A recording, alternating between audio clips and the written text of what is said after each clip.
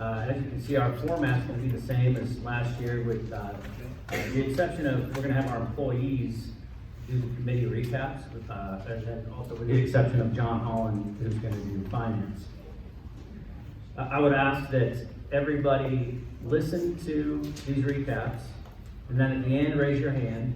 And if you have a question, make sure that it's a constructive question and it's respectful.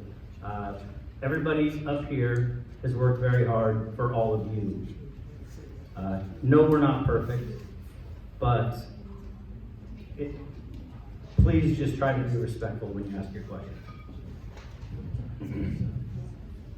I spent the last 3 days writing out a speech, and after emails from a couple of groups today and then a couple of individuals today, I scrapped that. I threw it away.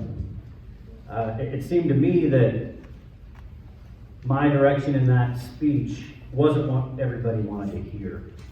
So I may be a little choppy tonight because, again, I threw that thing away and I wrote down notes, and I'm kind of go from the top of my head because I do have everything in there. It's just a matter of me getting it out.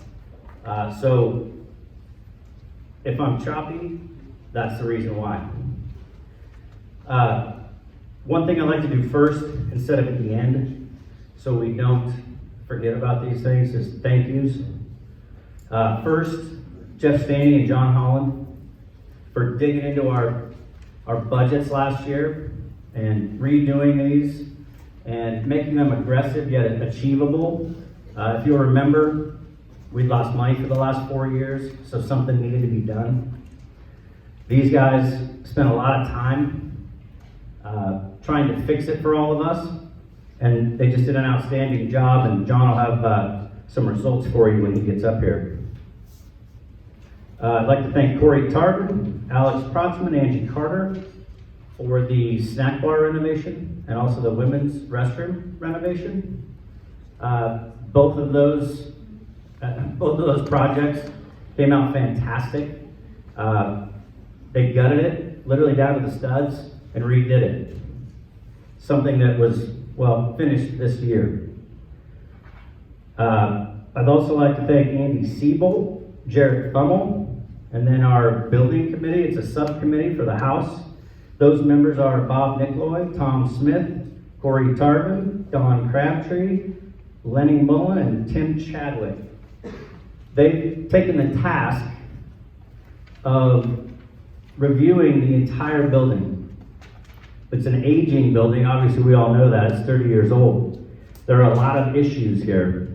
These guys have taken it upon themselves to try and help the club move forward into the future with our existing building, and instead of patching it, correcting it the right way so that we don't have these issues every time we turn around, which is what it seems like. So thank you. These are the same guys working on the women's locker room, I guess I should say too. And it looks like, or it seems that what I've been told, we've figured out the issue. There's going to be some work that needs to be done to rectify it, but they've figured out why, and it's going to be fixed, and we should not have any issues moving forward, which is outstanding. I talked about the budget. I'd also like to thank our staff because they did a fantastic job this year so far of following this budget. And when you lose money for 4 years and we start digging and we cut the budget, we cut expenses, and we make them run lean when they're doing their job, and they do it either underneath or right at budget, just a great job by our staff. And I'll get into the staff here in a little bit, but lastly, well, not lastly, but the other members on the exec committee this year, which are John Holland, Jeff Staney, Don Clark, we spent a lot of time, a lot of hours and a lot of nights in my dining room with, whether it was filling the positions in our staff, which was the general manager. We also filled our head pro. We filled our membership director. And what am I missing? Oh, God, food and beverage. Hello. Yeah, easy to forget, Joe. I'll get into Joe here in a little bit as well, but those guys never complained, and I'm not kidding. It's 3 hours probably each time in my dining room working on this to make sure that we went through all of the info, we discussed it, and then we made a decision based on what we felt was best for the club now and moving forward. And I'll add that that's exactly the way the board works. We get all the info we can on any issue that's come up. We discuss it. There are no personal agendas. It is what's best for Shadow Glen now and in the future, and that's how we make our decisions. I am, finishing my second year of being president. Thank you all for having me, but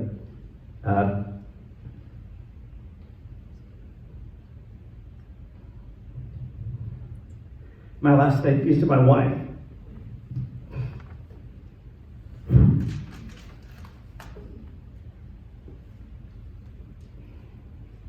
For putting up with me for a lot of time spending more time on Shadow Glen than at home or even my own company. Thanks, babe.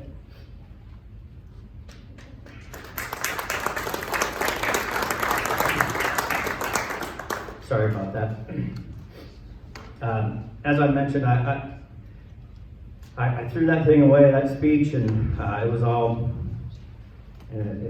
touchy-feely, good stuff. And but again, it didn't feel like that's what the members of Shadow Glen wanted to hear. So I know that it feels like things aren't changing. I think when you see the finance report, you'll see that they are.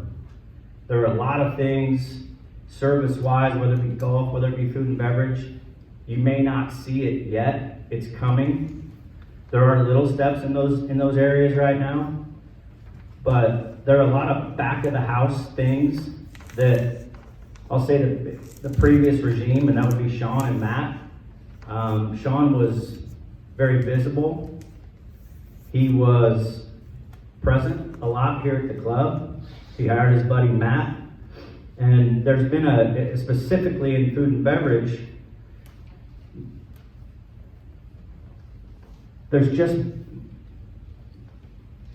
hasn't been the right culture that we need here at Shadow to continue to improve until now. And again, you haven't seen it, but there was a culture for many years here, a lot of turnover. There was turnover for a reason. It was because of the way things were being done with those folks. And I hate throwing them under the bus, but again, after reading emails today, I think it's what you guys want to hear. You want to hear where we were and where we're going. That's where we were. The board, the executive committee, we've made a lot of changes. If you think about it, we just mentioned those 4 positions, right? We have 6 main management positions. Add Scott and add Chef. That's the 2 that were constant. We had 4 new ones this year. They might be familiar faces, but they're new roles. They're doing things they've never done before. And we as a board and as an exec committee, after you've lost money for 4 straight years and you spend the time to try to correct that, that's the most important thing for our staff to do, is to make sure that they're following those budgets and that we correct this and we go the right way as far as financially, but it has to start somewhere, and that was this year. I know a lot of the concerns I saw today, and I even mentioned it in a reply that, it's a small thing, and a lot of times those things add up into one big thing. And again, I guess I would ask you to listen to what they have to say before you ask questions. When they're done with their recap, go ahead and ask your questions. I think it'll be eye-opening for all of you to hear what they have to say. So moving on, I'll talk a little bit about Joe. You know, we were where we were, and it's why we went and hired an agency to help us find a real food and beverage director. We found it in Joe, who comes from Troon Management, out of, I think most of their places are in Arizona, you could correct me, but Joe was the fixer for that company. When there were clubs that had issues, they sent Joe there to go fix them. What better place to be than Shadow Glen to have him?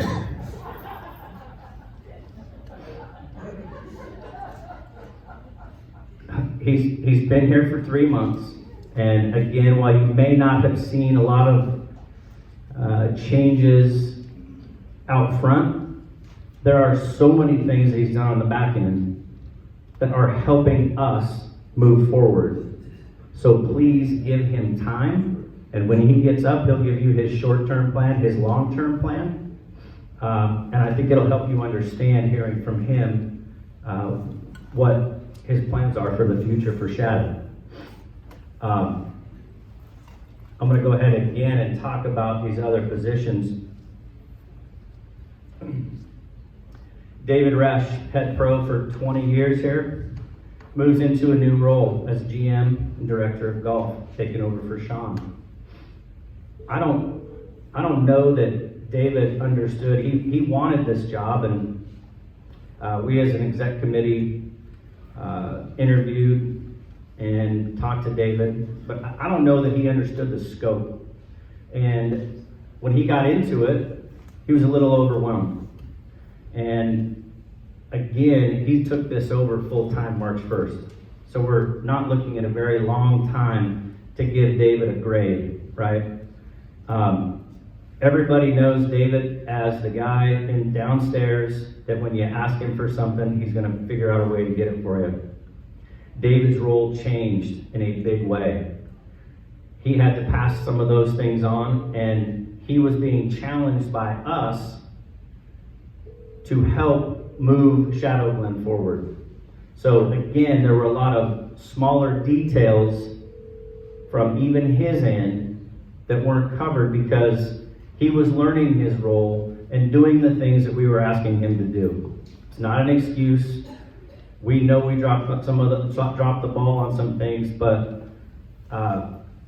he's learned, and it's obvious to us that he's doing a better job in this role. And the same thing can be said for Mike Suchecki. Yeah, he was an assistant pro for a long time. He didn't do what David was doing downstairs. Everything he's doing now is a new thing for him. Everything he's doing down there, he took over that role. And it was a deal where we said, David, you have to cut yourself off, and this is Mike's job now. You can't be doing the things you were doing, it's Mike's. And as you can imagine, somebody like David is doing it for 20 years, it was difficult, but again, there were so many new things for him that he wasn't able to maybe help Mike as much as he'd like to. Not that Mike can't do it, he's fully capable, but again, he's another one that next year, they'll have their feet underneath them, and they'll be able to sew up some of these smaller details that maybe we lost this year. Lastly is Drew. You know, Drew took over for Jay. So let me go back here real quick. So we lost our GM, we lost our head pro, we lost our membership director, and we lost our dining room manager. And we hired a food and beverage director that could actually get the job done. 4 of our top 6 management positions. Definitely a year of transition for Shadow Glen. On top of this, we told you last year, we stood up here and we told you we lost money for 4 years. We told you there was gonna be a 13th month.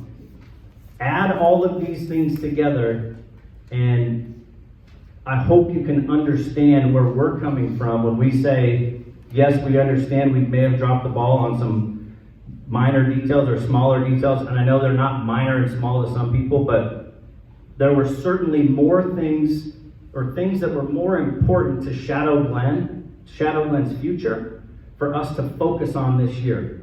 And a lot of it had to do with getting these guys up to speed and getting them involved in the budget and following it, and then learning how to do it themselves. We lost Bob Bigley in 2018, the budget was done. John Holland comes in and starts digging in, and we realized that we need to do it a different way. We do that, and again, with 4 out of 6 of our top management folks that are new in new roles. So please be patient. We are working to fix it. And if you are patient, I think you will see good things coming down the road. I'll follow it up again with, these aren't excuses. We know we had some failures. We're trying. But also remember that we're donating our time because we love Shadow Glen, just like all of you that are here. I've already mentioned last year the financials where we talked about 13th month, losing revenue. What were we gonna do? Well, that was, figure out why we lost the money and then cut our expenses, but not at the expense of the experience at Shadow Glen. Will we be better when, coming around next year? Yes, we will. The budgeting process is already, it's probably done at this point. And these guys have a handle on it. And we're gonna be better. Excuse me.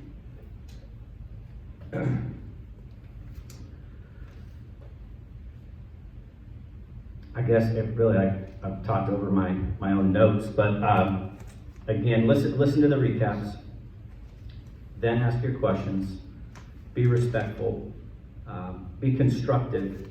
It's the only way that we can make ourselves better, and it's what we all want. And you'll notice I didn't even mention the fire. David will get into that, and Joe, they're the wealth of information on that topic. I didn't mention the benefit district. It was in the other speech. But the last thing we were told was that the road's gonna go through and Shadow Glen is not on the hook for anything. Now, we don't have anything in writing. We're waiting to see, but that's been said twice. So hopefully that's the case. If you remember, it started at $1.6 million is what Shadow was gonna have to pay over a 20-year period. So if this is something that we've, for lack of a better term, fought off, it's definitely a help because we have other things to worry about here. Right now, I would like to hand this off to Mr. John Holland, and he will continue with our finance.